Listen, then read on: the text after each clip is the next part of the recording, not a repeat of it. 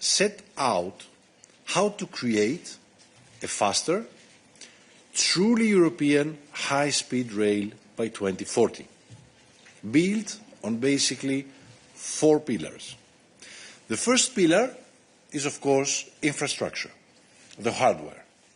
Europe's 12,000 kilometers of high-speed rail are still concentrated today in just a few member states: Spain, France, Italy, Germany, while Central and Eastern Europe remain, unfortunately, still poorly connected. And this must change. Completing the network would require enormous financial resources, as you understand, reaching up to 550 billion euros. Yet it will deliver 200 billion euros in additional societal benefits. So we will pursue a dedicated financing strategy.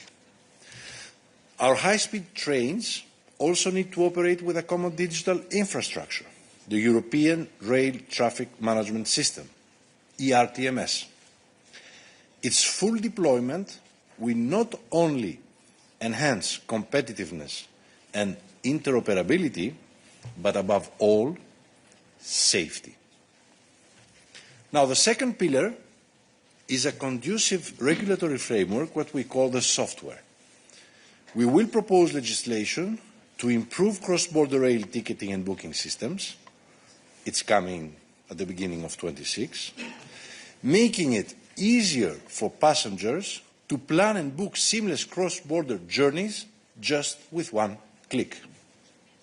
We will support the development of a second-hand market for coaches and carriages, and fund research together with the industry into next-generation high-speed rolling stock.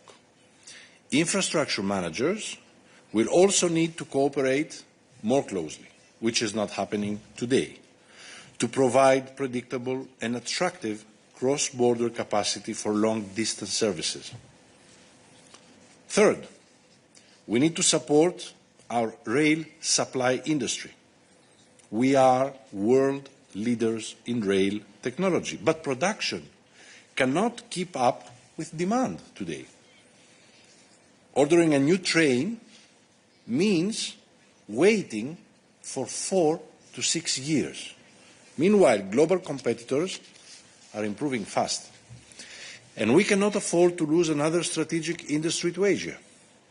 We will therefore review public procurement rules next year and encourage our industry to produce more standardized high-speed trains, enabling faster, cheaper production with lower maintenance cost.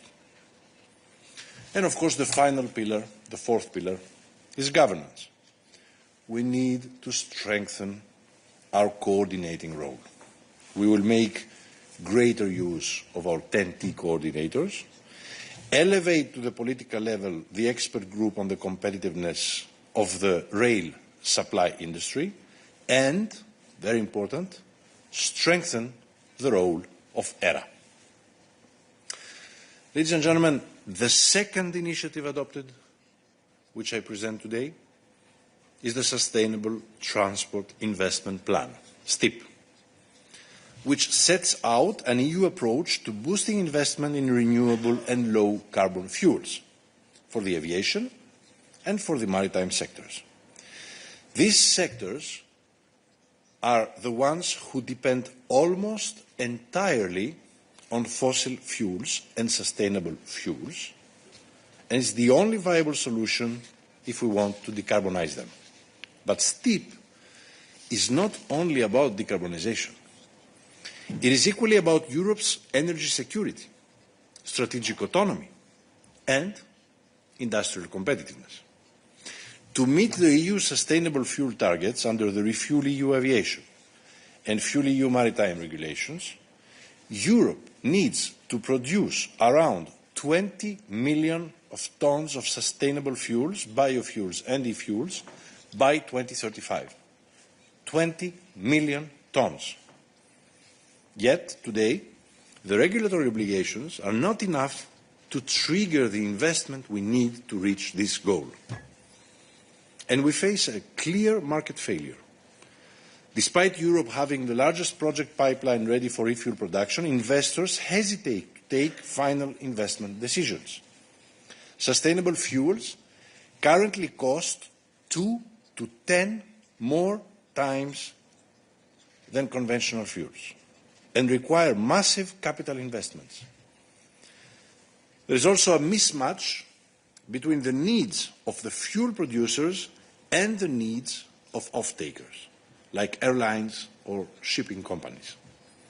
As the world races to meet international demand for cleaner fuels, this is an opportunity for Europe to move ahead of competitors and secure the economic benefits of being a clean energy leader.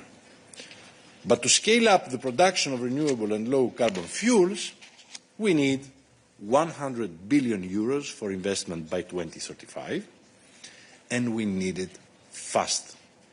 There's no time to lose. Most of this is expected to come from the private sector, but it is not yet happening, and certainly not at the pace required or at the pace that we would want. The STIP, therefore, sends a clear signal to investors. Our targets are stable, and the Commission will support the sector throughout the transition. The next 2 years are important. Investment decisions and construction must start by 2027, or we will miss the 2030 targets. It's as simple as that. So STIP will therefore focus on the short and the medium-term measures. In the short term, STIP will mobilise all the resources under current EU funding programmes, like the Innovation Fund, Horizon Europe, InvestEU, amounting to at least 2.9 billion euros of EU support for sustainable fuels. In addition, together with the Member States, we will launch an ESAF Early Movers Coalition pilot project to mobilise at least 500 million euros for synthetic fuel projects. This is very important. We will establish an EU mechanism to connect fuel producers with buyers, to support revenue certainty while de-risking investments. We will also explore how the EU ETS mechanism can further support aviation and maritime sectors, which is something that I feel very, very strongly about. But STIP is not only about investment and funding. It also proposes a broad set of actions on the regulatory simplification and streamlining. And we will also strengthen international partnerships to boost global production of sustainable fuels, while ensuring at the same time fair competition for EU producers and users. In conclusion, ladies and gentlemen, today's transport package will drive innovation and investment, connectivity and autonomy, while at the same time creating the resilient and cutting-edge transport system that Europeans want and deserve. Thank you. Thank you very much. Now we can open the floor for your questions. I would just like to flag that we would like to stick to the topic of the press conference. Obviously, commissioners can answer your questions if they decide so, but this package is interesting and important enough to give it an attention. Yes, please, there on the left. Hi, Marcello Campo from Italian news agency ANSA. Now, you talk about this. I don't know if it's working. Yes, sorry. If we have a plane ticket, we go to Sky Scanner and we find all information. We can imagine something like this also with train. You talk about something, but if you can have more detail. Thank you. This is for Commissioner Tzitzikostas. Yes, indeed. That's the goal.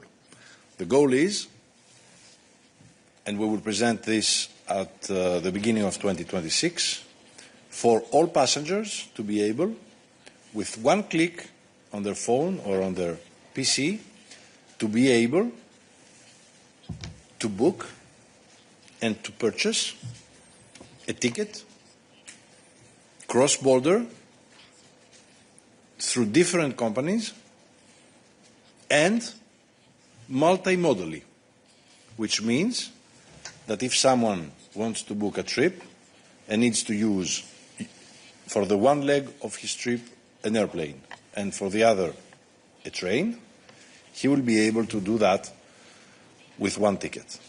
But of course, the priority at this point is to make sure that citizens, when want to use a train for cross-border connections through different companies, they will be able to book it as a single ticket. And of course, we will present passenger rights to support this new entry in the way that people travel. So yes, this is exactly our target, and this is what we're working on, and we will present it early 2026. Thank you. Another question was here in the middle, and please introduce yourself and the media you work for. Does it work? Yes. Frank Hütten from the German transport journal DVZ. On the investment plan, please, well, the figures you're presenting are, of course, not nearly as high as the figures on investment needs that you presented, so it cannot be about the figures. Could you explain what this new mechanism, this pooling initiative can do? How can this leverage all this private money that you have been talking about? Thank you.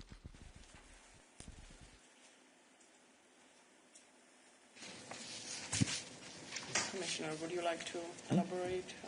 You want to say something? Please. Financial plan? It's working? Okay, good.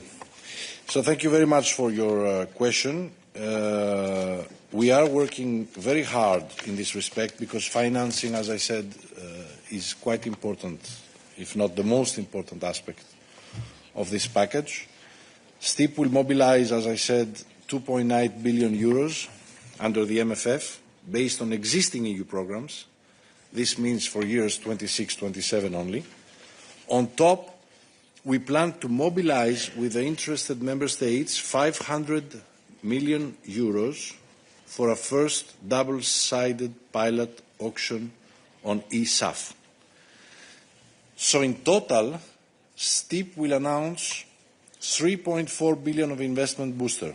This is to kickstart the first investments very rapidly. And we need this to happen now. Otherwise, the needed fuel will not be able in time to be produced in time for 2030 and 2035 targets. The 100 billion that is needed covers a longer time frame. So it's not something immediate. Up to 2035. And of course, most of the investments need to come from the private sector, but also from the member states. So STIP is intended to help to kickstart the production and to de-risk the first movers investment. The 100 is financing that will be needed later on. Thank you. I can see plenty of questions also online. Let's go to the other side of the room here. Hi, Angela Skujins from TPP World, Poland's public broadcaster. I have a question about Rail Baltica, the Baltic Railway project. It's estimated to cost 57 billion euros, and in July the European Commission announced a 295 million euro injection. Will the EU commit any more funding to this project? And speaking of the military mobility package, which is expected to be endorsed in 2 weeks' time, are there going to be any more funding announcements for Poland as part of this? And are there any other projects identified in that region that could be of interest as part of that package for the Transport Commissioner? Thank you. As you said, we are working regarding this proposal for the next weeks, and I think that Commissioner Tzitzikostas can be explained in the details, in particular these projects. Yes. Well, let me be clear. Of course, we will present this mid-November, but military mobility package does not announce new funding. As you know, funding for military mobility during the current MFF was at 1.7 billion euros. The money was gone in 3 years because of the great interest of member states for projects, and we funded a lot of projects in most of the member states in Europe. But now, the budget for military mobility for the new MFF is going to rise tenfold, 10 times up. So we will be using 17 billion euros for the military mobility infrastructure in the coming years. So the military package is not going to be about the funding. The military mobility package, which you will see in 2 weeks, will mostly be about how we will facilitate military mobility and how we will act and react if it is needed. But let us not discuss today military mobility. Of course, countries that are members of the European Union are going to be beneficiaries of these programs of military mobility. And finally, let me remind you that military mobility projects can already be funded today after the review that we did in cohesion funds, where if a country presents the case of a military mobility project, funds can reach up to 100% funding from the European Union. Yes, Vice President, please. Regarding the midterm review of cohesion, it is important to remember that we closed the procedure in September. We are waiting the proposal from the member states and the regions, and we'll see how it's possible to move some resources, not for military, but for dual use. As you know, this is clear in the proposal, and I know that several member states are presenting the proposals in this direction. And in a few weeks, in the coming weeks, I think that it will be possible to have a clear idea regarding these opportunities. But let me be clear for some. If we want all this to happen, we need to have this proposal of the CEF budget adopted. So I urge the co-legislators to support the Commission's proposals on CEF, which is doubling the money, the funds, for infrastructure projects in CEF, and increasing by 10 times the infrastructure projects for military mobility funding. So it's a good opportunity today to remind everyone that we need to strongly support this proposal on CEF funding. Thank you. Another question there.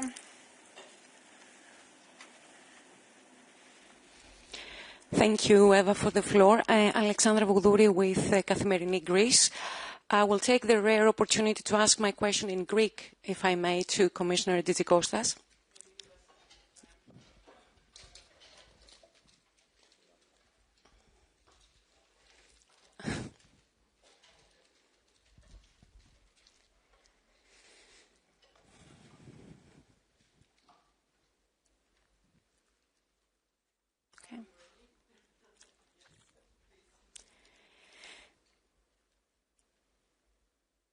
Mary?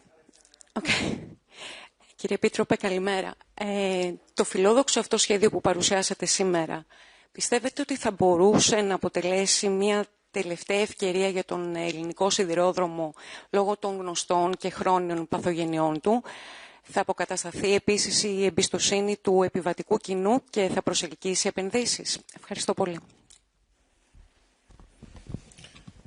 Είναι προφανές ότι ξέρουμε πολύ καλά και το γνωρίζετε κι εσείς ότι το Ελληνικό Υπουργείο Υποδομών και Μεταφορών έχει καταρτήσει ένα σχέδιο δράσης πάνω στο οποίο έχει θέσει πολύ συγκεκριμένα χρονοδιαγράμματα, έχει υποβάλει το σχέδιο αυτό στην Ευρωπαϊκή Επιτροπή με στόχο την αντιμετώπιση όλων των ζητημάτων που απαιτούνται ώστε το ελληνικό σιδηροδρομικό σύστημα να καταστεί ασφαλές σύμφωνα με τους ευρωπαϊκούς κανονισμούς. Γιατί όπως ξέρετε, από τις πρώτες εβδομάδες ανάληψης των καθηκόντων μου και αφού πρώτα ενημερώθηκα από τις αρμόδιες υπηρεσίες της Κομισιόν για την κατάσταση στον ελληνικό σιδηρόδρομο, ξεκίνησα διαδικασία παραβίασης των ευρωπαϊκών κανονισμών από την Ελλάδα και έτσι λοιπόν τώρα παρακολουθούμε ως Κομισιόν πολύ στενά την εξέλιξη και βέβαια την πρόοδο που σημειώνεται με βάση το σχέδιο δράσης που έχει υποβάλει το Υπουργείο Υποδομών και Μεταφορών στην Κομισιόν. Πρέπει να σας πω ότι οι υπηρεσίες της Ευρωπαϊκής Ένωσης εκφράζουν την ικανοποίησή τους για την πρόοδο αυτή και ότι τηρείται το χρονοδιάγραμμα του Υπουργείου. Φυσικά, εμείς συνεχίζουμε να παρακολουθούμε πολύ στενά και να αξιολογούμε διαρκώς την εφαρμογή του και αν σε οποιαδήποτε στιγμή εντοπίσουμε την παραμικρή καθυστέρηση ή αδυναμία, θα λάβουμε άμεσα μέτρα. Πέρα όμως από αυτήν την στενή εποπτεία, παρέχουμε ήδη τεχνική βοήθεια και τεχνική βοήθεια στην Ελλάδα, ώστε το σιδηροδρομικό σύστημα της χώρας να βελτιωθεί και να γίνει σύγχρονο, ασφαλές και αξιόπιστο, όπως ακριβώς αξίζει σε όλους τους Έλληνες πολίτες.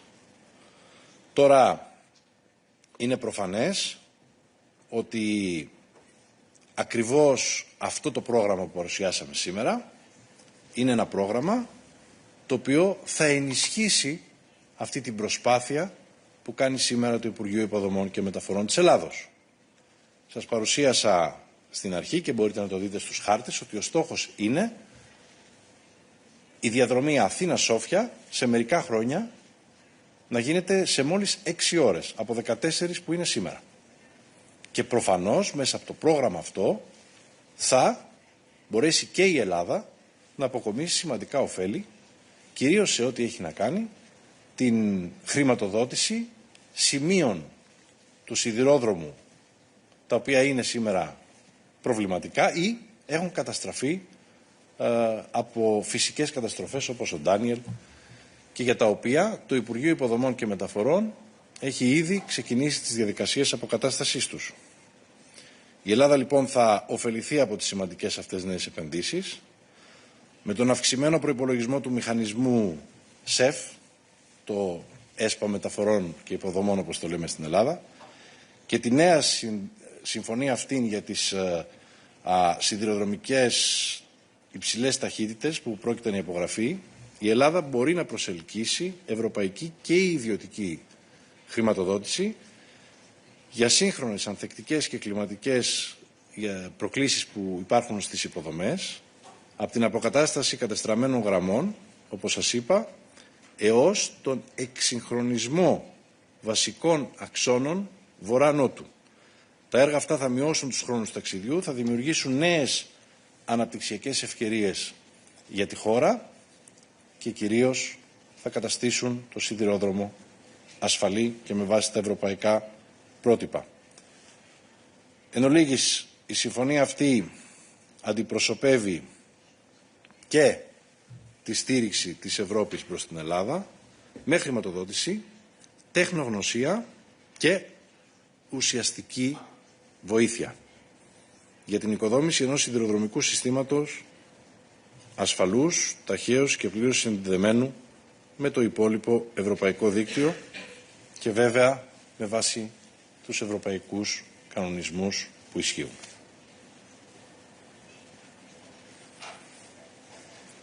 Thank you.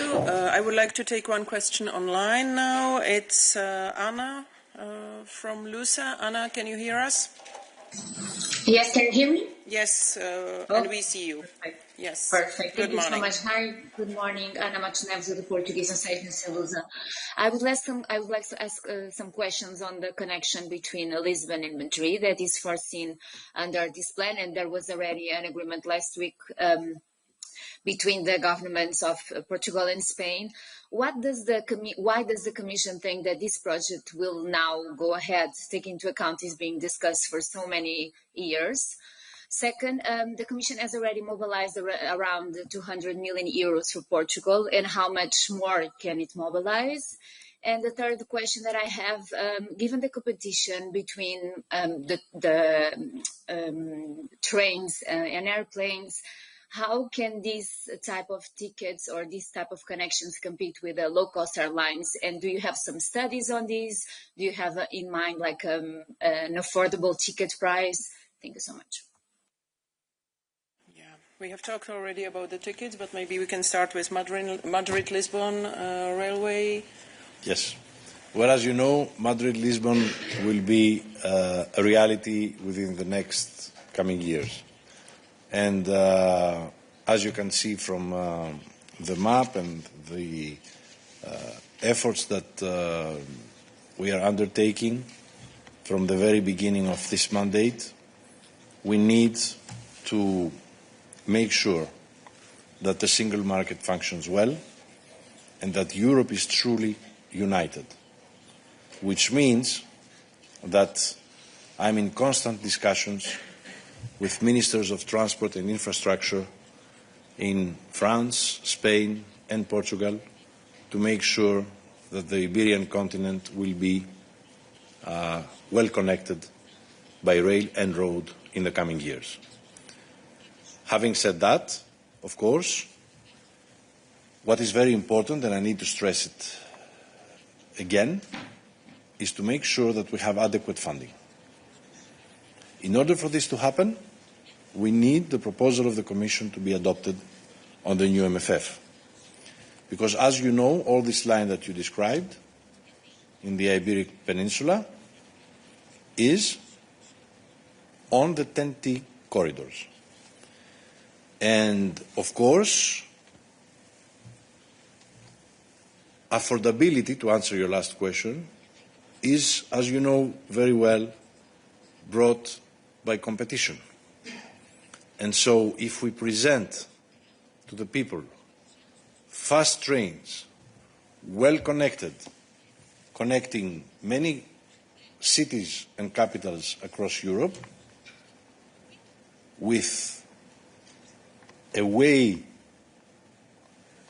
to go somewhere fast and safely, rest assured that citizens will definitely choose train over any other means of transport. But we are not here to create obstacles to some transport modes.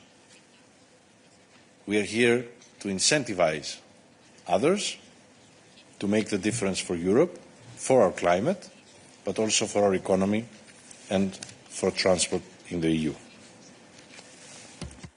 Thank you. Next question was there in the middle.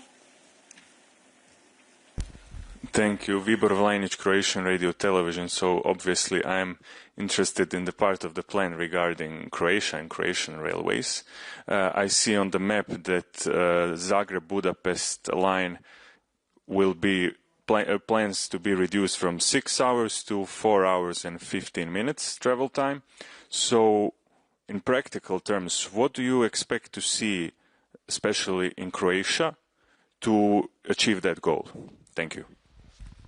Before Commissioner answers, I can also refer you to our press materials where you have country specifics and where you have exactly which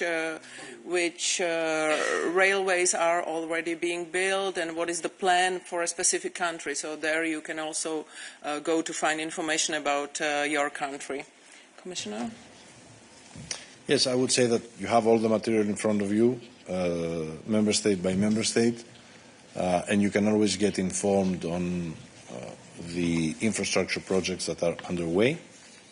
What I can tell you is that I'm in very close collaboration with the Croatian government in order to make sure that we stay on track And this, by the way, is what I do every day with all 27 member states ministers on transport and infrastructure, to make sure that we avoid delays, that we move fast, and that we deliver the high-speed rail on time, just as is indicated on the material you have and the maps that we showed you. Gabriella?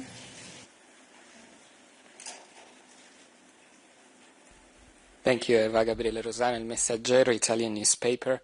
It's not as rare as an occasion as with the Greek language, but I will also take advantage of having the interpreters in the room, so I will ask my question in Italian.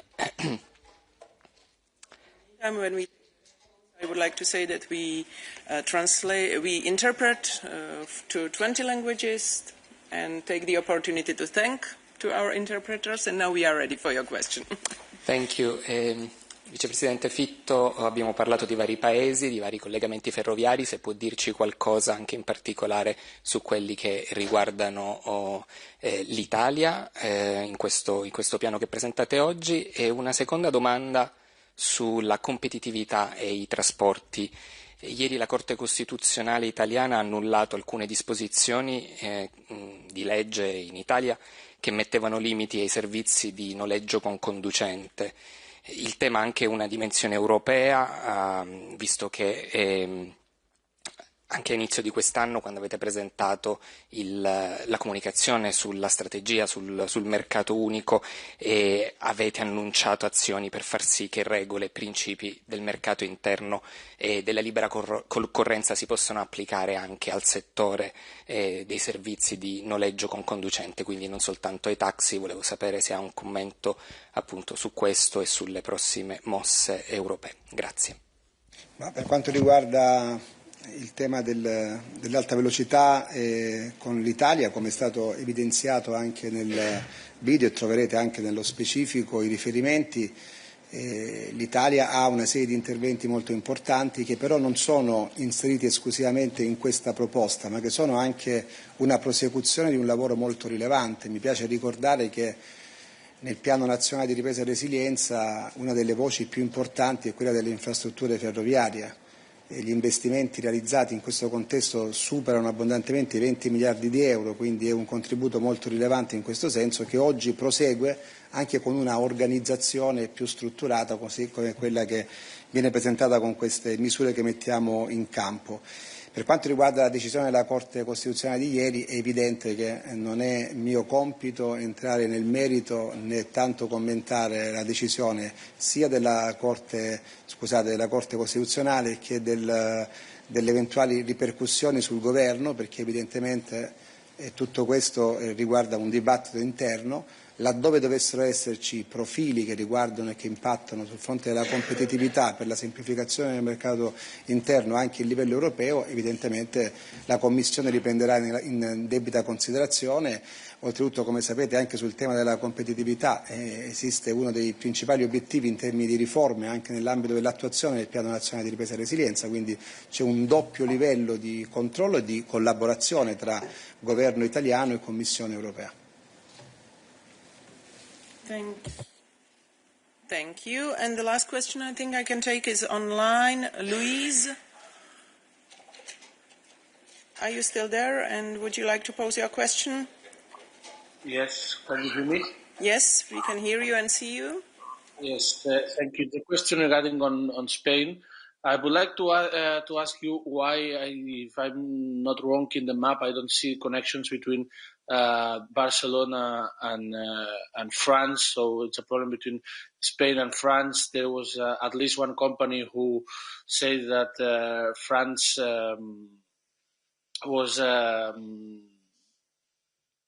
Spain was asking for better connection between France and Spain. So my question is why you ignore Barcelona in this roadmap, and if do you think that it exists a bottleneck between France and Spain? Thank you. In the border. I didn't hear the last part. What was it? The border? bottlenecks, if there are any bottlenecks. No, we don't forget, rest assured, any of our beautiful city in Europe. But today we presented the connections between capitals. But all major cities will be included, including, of course, Barcelona. We presented the core network at this point, but what is important, and that I want to stress out, is that I'm working very hard with the Minister of Infrastructure and Transport of France and Spain, both friends and both great politicians, in order to lift the bottlenecks in the borders between Spain and France. And very soon we are planning a visit at the border with the two ministers. So I want to ask you for a little patience, and I hope that in the near future, in the very near future, we will have good